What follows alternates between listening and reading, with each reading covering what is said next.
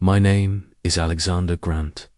I'm 63 years old now, but this story happened 11 years ago, when I was 52 and still blind to one of the most important lessons of my life.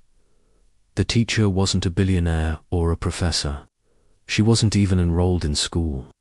She was a homeless 9-year-old girl standing outside an iron fence, and she changed everything.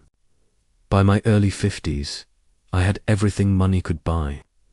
I'd founded a tech company in my 20s that went global.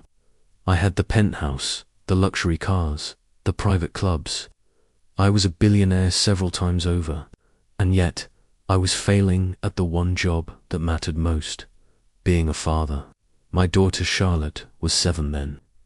Her mother died giving birth to her, and guilt became my parenting style. I replaced presence with privilege, love with luxury, time with toys. Charlotte attended the best private school in the city, wore designer clothes, and had private tutors. She had every advantage, but slowly something ugly grew beneath all that polish. She became entitled, dismissive, and cruel. Teachers told me she refused to work with children she considered not smart enough. She made classmates cry and spoke to staff like they were invisible, and I didn't know how to fix it because I hadn't been there to shape her. One autumn afternoon, I decided to leave work early to pick her up myself. That single decision changed multiple lives. As I walked toward the school gates, I saw Charlotte standing by the iron fence. But she wasn't alone. Next to her stood a girl, thin, unwashed, wearing a torn dress that was far too big for her. Her shoes were held together with duct tape.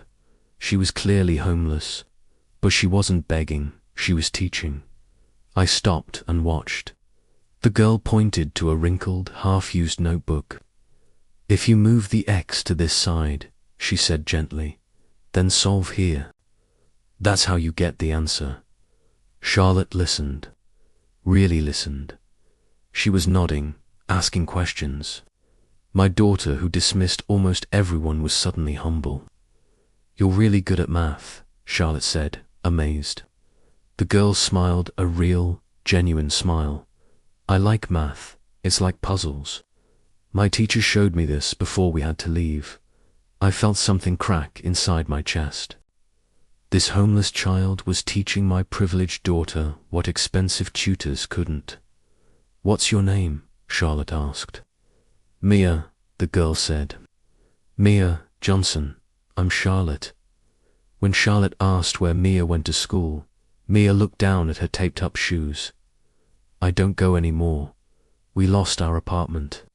We sleep in the car, or shelters when there's space." Charlotte whispered, "But how do you learn?" Mia held up the notebook. "I found it in the trash. I read library books, and sometimes I stand here and listen through the windows." My heart just broke. This child stood outside school gates just to hear the lessons, while my daughter complained about her homework. That's when Charlotte said something that completely stunned me. "That's not fair. Everyone deserves school." Then she turned, looking for me, and added, "My dad's rich.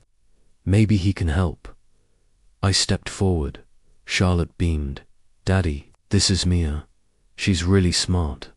Mia flinched, fear flashing in her eyes. I knelt down. "It's okay," I said softly. "I'm not here to chase you away." Mia was 9. She was teaching herself algebra by listening through windows. I asked where her mother was. "At the library, looking for jobs."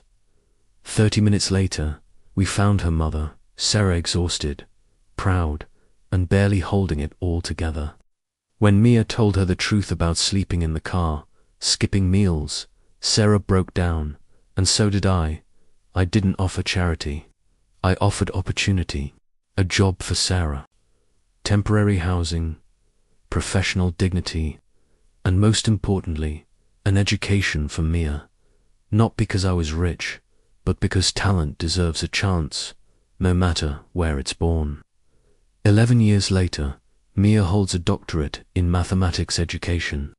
She now designs curriculum for underserved schools. Sarah leads programs helping families escape homelessness. And Charlotte, she's studying social work and education policy. She volunteers, tutors, and serves others. That day, I thought I was rescuing a child. I was wrong. She rescued us. Because true wealth isn't about money. It's about character, kindness, and the courage to teach even when you have nothing. And sometimes, the greatest teachers are the ones standing just outside the fence. Thanks for listening. If this story touched you, please like and subscribe for more.